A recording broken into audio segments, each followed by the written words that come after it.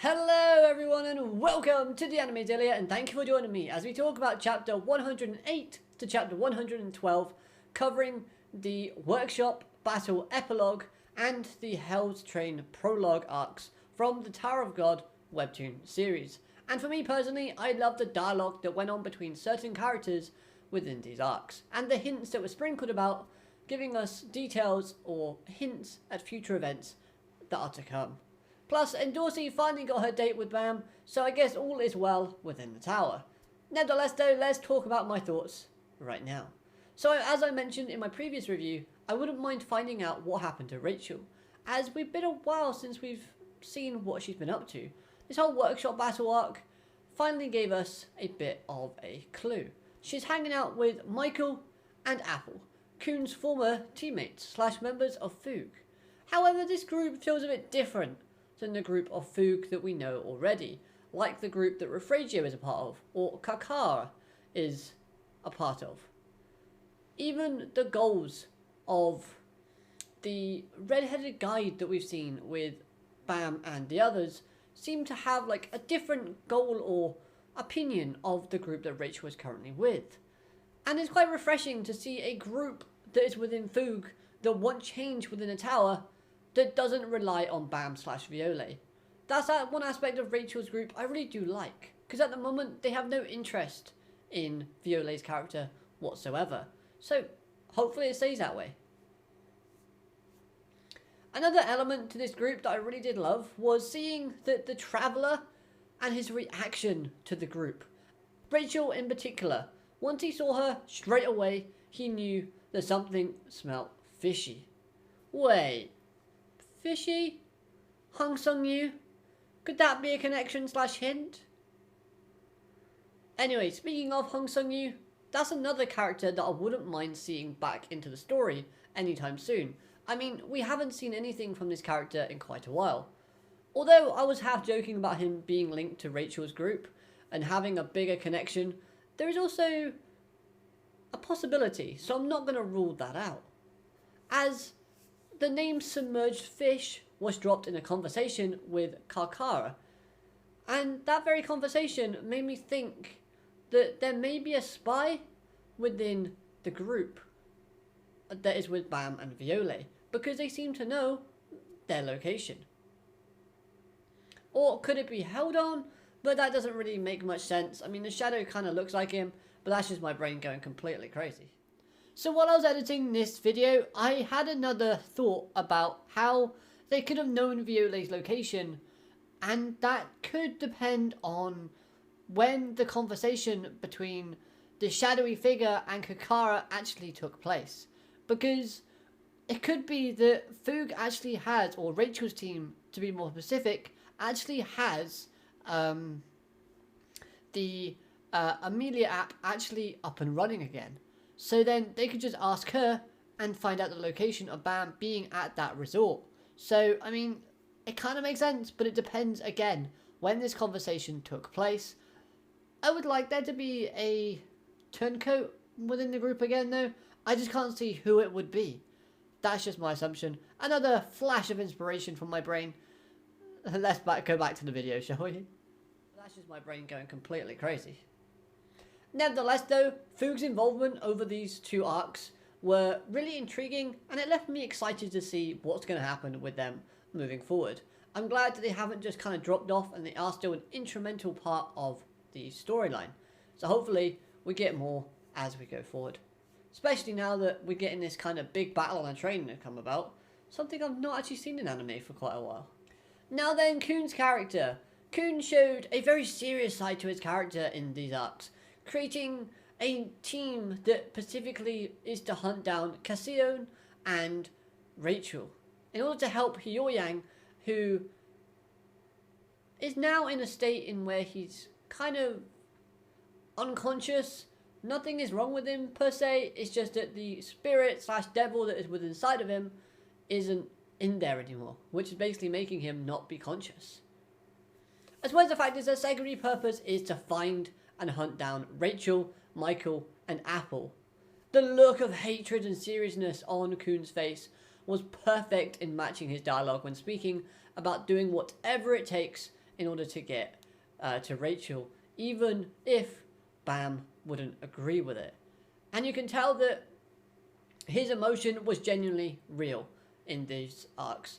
The fact that he was feeling sad about the loss of his former teammates and the fact that he was betrayed, that long sigh was very telling. As well, the fact is, we have to take into account that Khun, yes, he built a new team. Yes, that team got betrayed and some of the members died and got seriously injured. Some betrayed him, and then he joined Team Sweet and Sour, and now he's in a situation where another teammate that he's managed to grow close to, kind of ish, maybe not that much, but still, a key member of Team Sweet and Sour that he's a part of is in danger. Their life is on the line.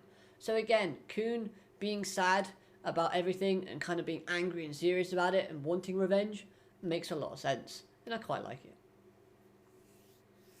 The team that Khun has made his secondary team look strong as hell though. You got Ran, you got Dan, you got Beta, Dovik, and the bunny girl that is the light bearer that was always with Viole.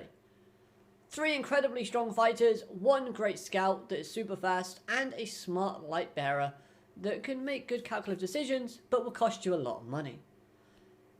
And yet, Cassio is said to be stronger than each member individually at this moment in time because he is a complete human ignition weapon as it stands, because he has Hyoyang's other half of the devil. And I think it would be awesome to see a lightning pill Ran versus him, kind of giving us a rough power scale as to how strong this complete version of Cassio is actually going to be. Because if he's able to outclass Dan at max power, then of course he's going to be on a similar level to a Knack. Kind of.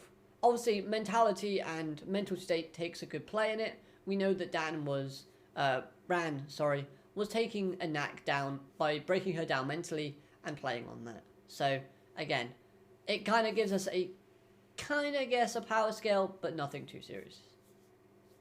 Okay, so Wang Nang's character. This character impressed me with his display of resolve, showing that he wants to get stronger while reflecting on his performance in the final stages of the workshop battle. He did heroically, although he kind of got stabbed through the heart. However, 2 things really caught my attention with his character. Number 1, the dream. This to me was Wang Nang's mind telling him that the secrets that his character might be keeping, because they do hint and allude to him having secrets, because obviously that ring, he hasn't explained that yet, are making it so that he doesn't deserve to have friends based on what those secrets are entailing or contains. We don't know what those secrets are, so maybe it's something so big that it kind of would disrupt any kind of friendship between the main group. Maybe it's something so catastrophic that once the cat comes out the bag, then it's just going to kind of create a big rift between him and his teammates. I don't think that's likely to happen if the secrets are that big. I think his teammates will stick by him, but at the same time, it'll be interesting to find out what they are.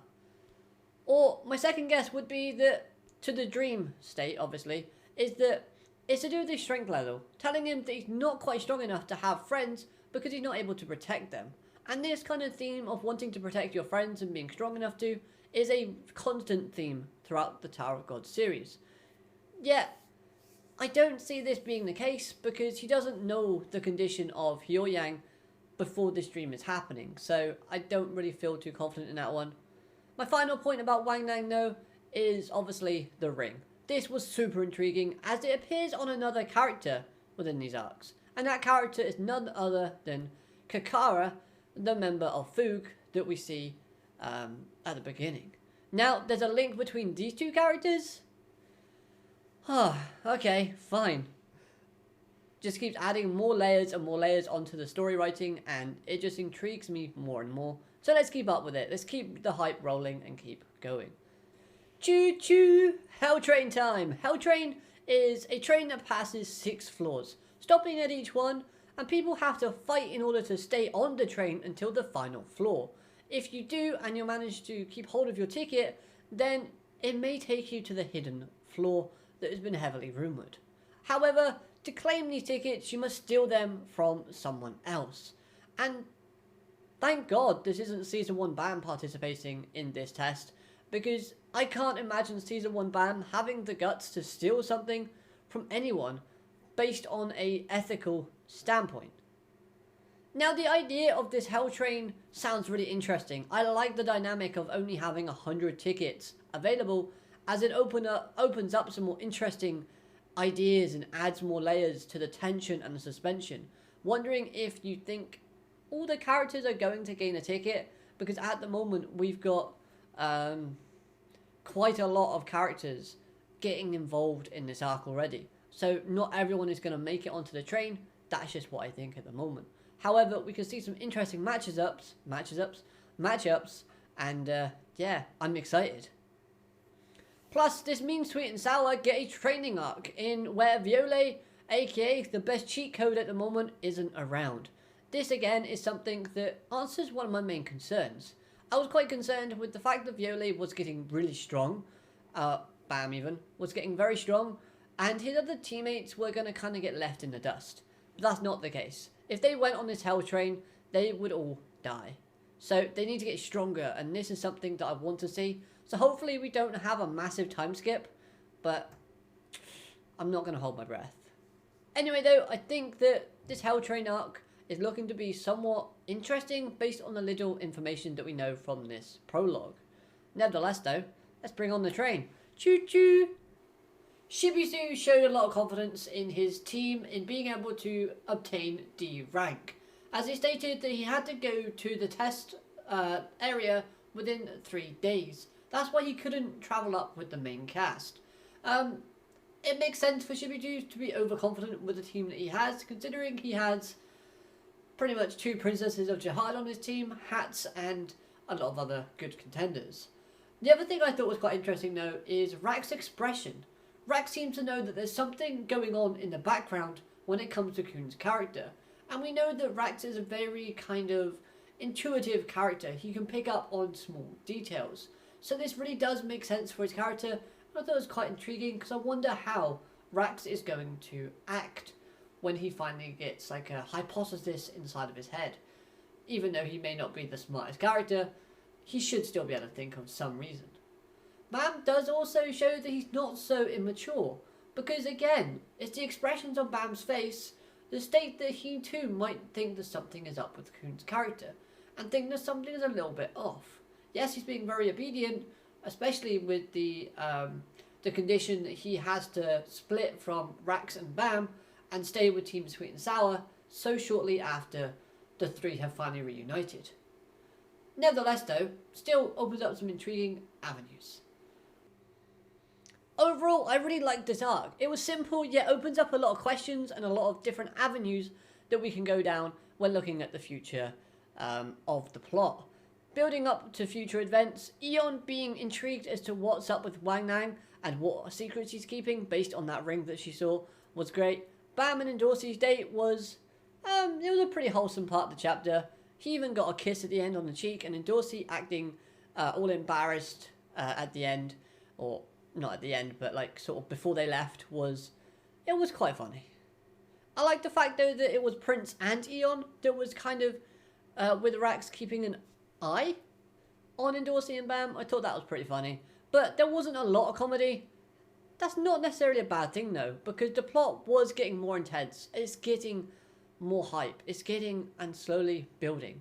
Even Eon stated in this chapter that the higher up they go, the more fierce and more monstrous the enemies they have to face become. And again, with that, it's not going to become comedic. It's going to get a lot more serious, and a lot more stakes are going to be introduced. So I'm happy with that. Comedy every now and again is fine, but this was a nice build-up. Let me know all of your thoughts down in the comment section down below, and give this video a like if you enjoyed this video. Subscribe if you're new so you never miss a video from me, and until next time, I hope you have an amazing day. Alligator, matane, goodbye.